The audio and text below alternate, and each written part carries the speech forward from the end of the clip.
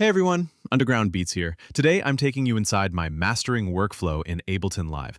I'll be mastering a track inspired by the signature sound of Abdul Reva.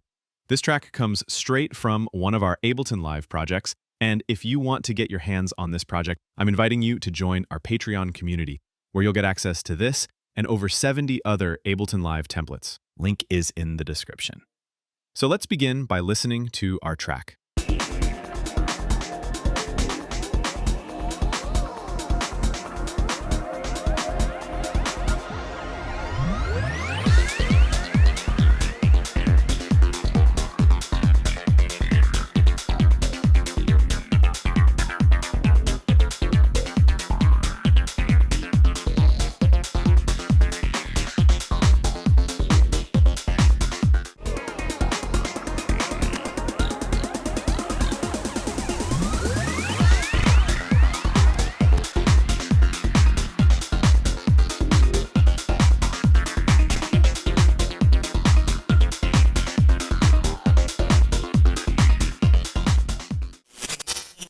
As you can hear, this track is already mixed well, and that's extremely important because mastering can't fix a bad mix.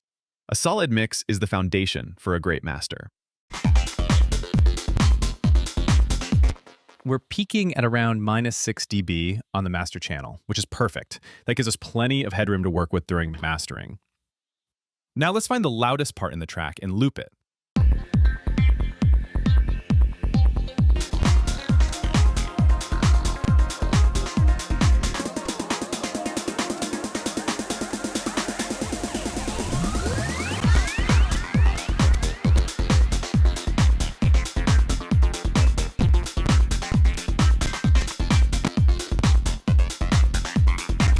Perfect. We're ready to move on to the next stage, saturation. Saturation is my favorite tool when it comes to mastering because it does several great things at once. It controls dynamics, glues the mix together, adds character and energy, and makes the track sound louder. So I already loaded this amazing saturation plugin called Supercharger on the master channel. It has 3 saturation modes: mild, very gentle, moderate, and hot for extreme saturation or even distortion. Since we don't need anything too intense for mastering, I'll go with the mild mode. Now let's play our track and increase the saturation knob.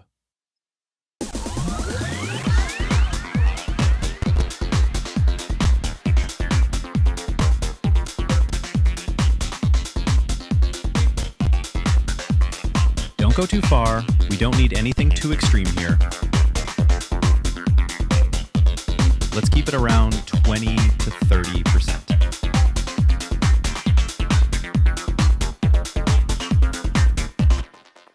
Here's before and after.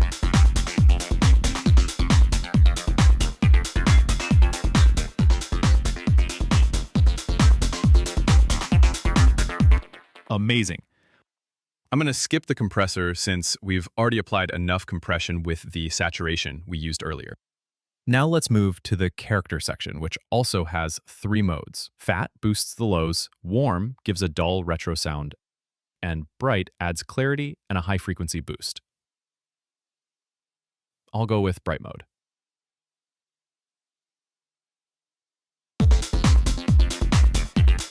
I'm going to turn this knob up to around 40%.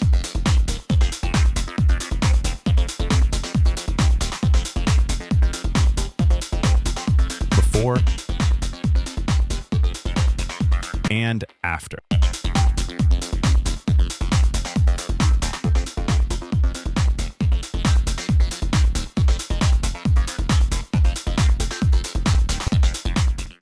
The saturation did its job fantastically, but our master channel was peaking around -6 dB before, and now it's hitting about -4 dB.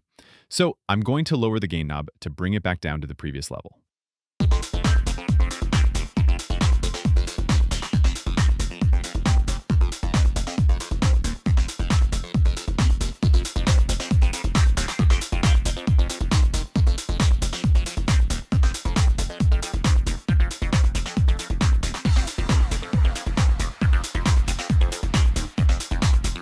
And lastly, I'm going to lower the wet-dry knob to make the effect even more subtle. Let's go around 70%.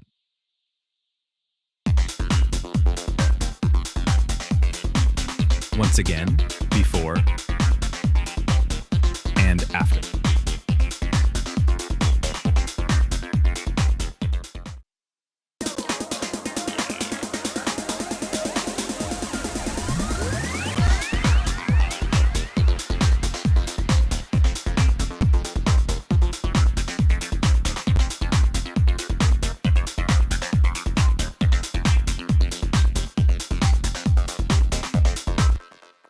I can hear that this track is missing some low-end content, but I'm not going to use an equalizer to simply boost the low frequencies.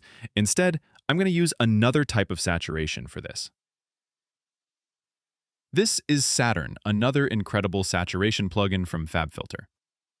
This plugin allows you to split your track into several bands, so you can work with each band separately. For this track, I'm going to use only 2 bands, one for the lows and another for the mids and highs.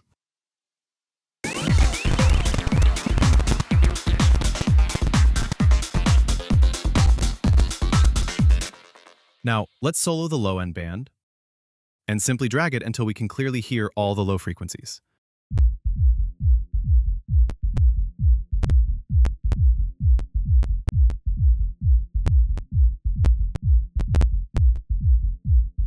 Around 130 Hz works well.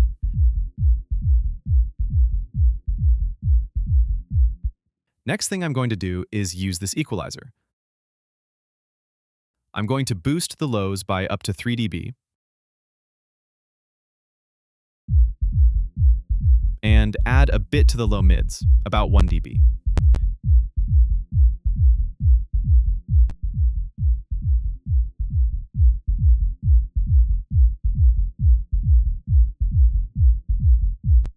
That's obviously too much low end, so I'm going to reduce the mix knob.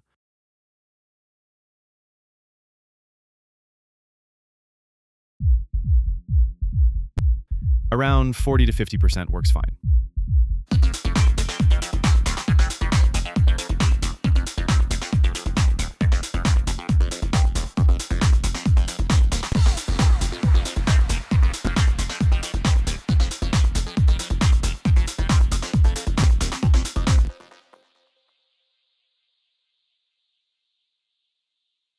Let's boost the lows a little more and increase the drive slightly.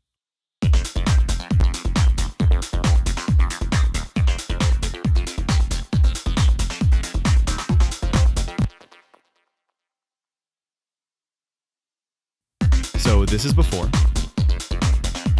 and after.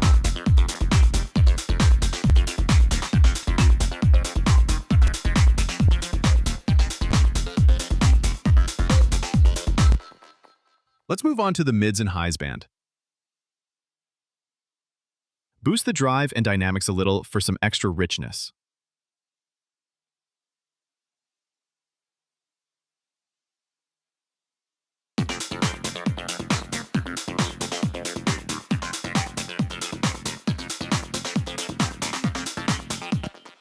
And again, let's use the equalizer, but this time I'll boost some high frequencies.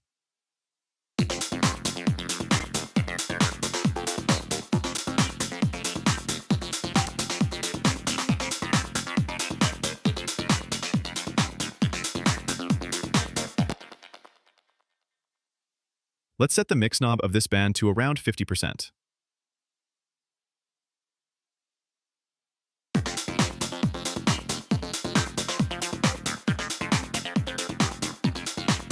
No, let's bring it back a little.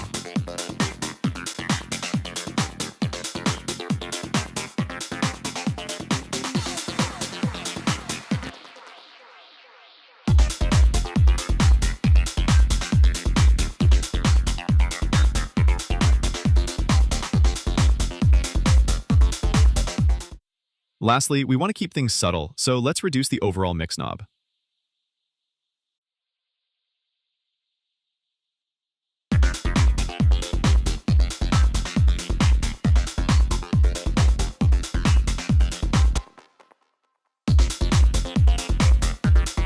Lovely.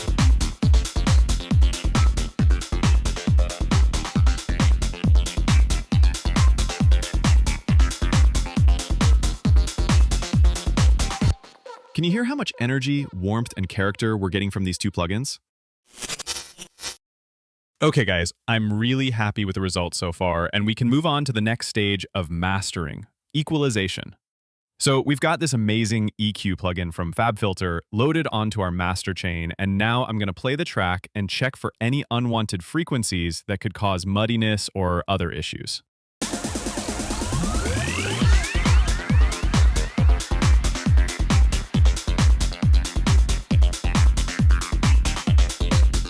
It is pretty easy to identify problematic areas in a track when you boost the frequencies in the EQ and sweep through the entire frequency spectrum.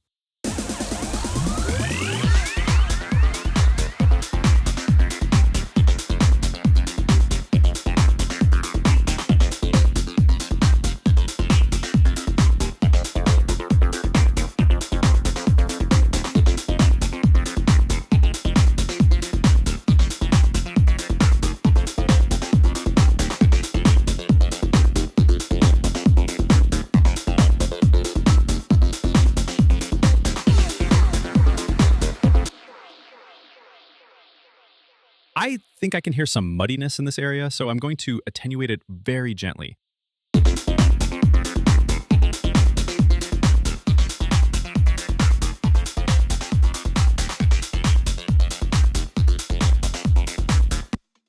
I cut this area by less than 1 dB, and that's more than enough. Let's tighten the curve too.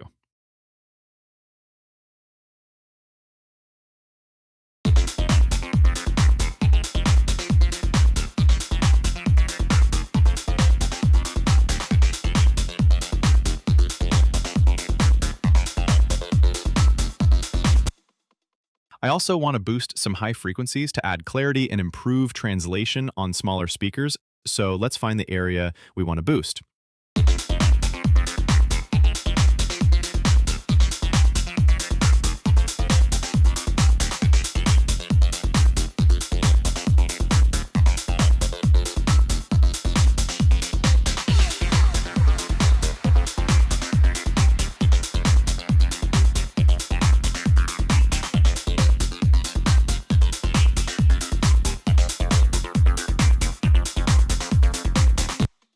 $10K feels like a sweet spot, so let's boost by 1 dB or less. Remember, nothing too extreme on the master channel. And this time, I'll make the curve wider.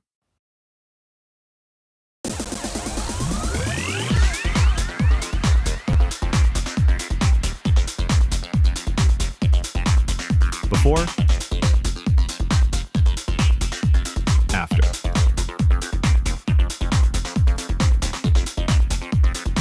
Brilliant. Here's the scale knob, which is similar to a dry-wet knob. To keep things gentle, I'll set it to around 75%.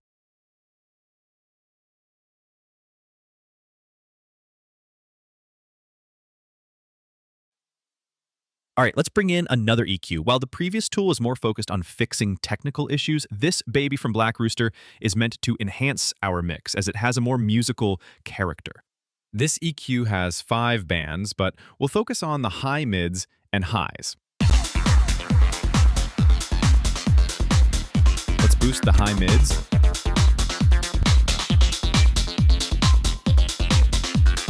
And listen for a pleasant frequency.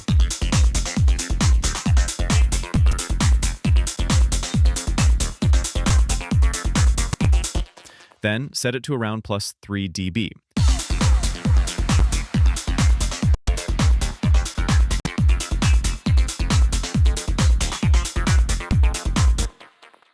Do the same with the highs.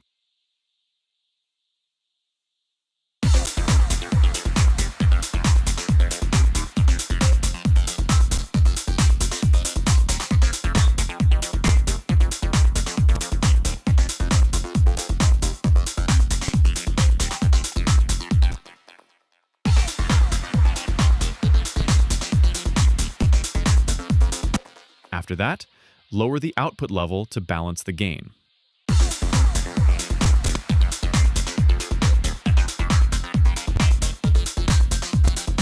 and reduce dry-wet mix for a more subtle effect.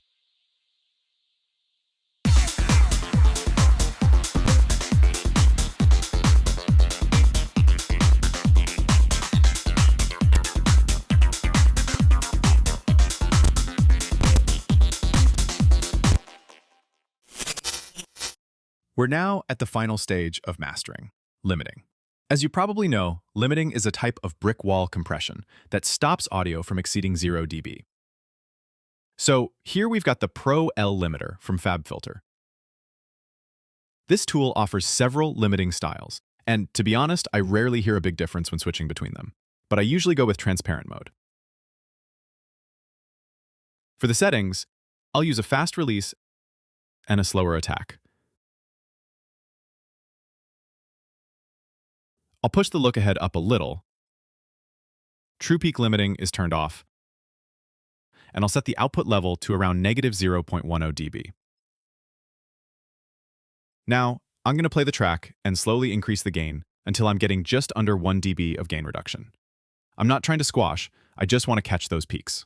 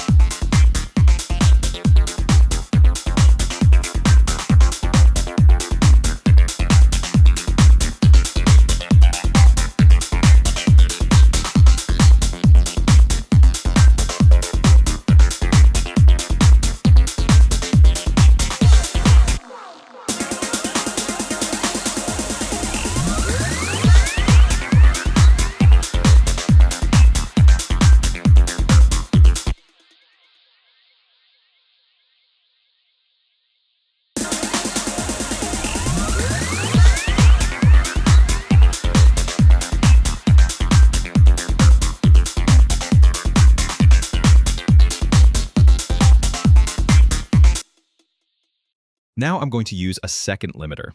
The first limiter was just to catch unwanted peaks, and this second one is for pushing the overall loudness of the track. This double limiter technique prevents a single limiter from overloading, which leads to a cleaner master. I'm not going to load another instance of Pro L, I'll just duplicate the first one to keep the same settings as a starting point.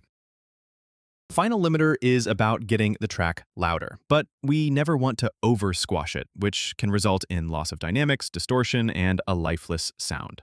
So in this case, I'm going to push the gain just to get no more than -2 dB of gain reduction. That's a sweet spot. Loud, but still natural. A perfect balance for clean, professional mastering without killing the vibe.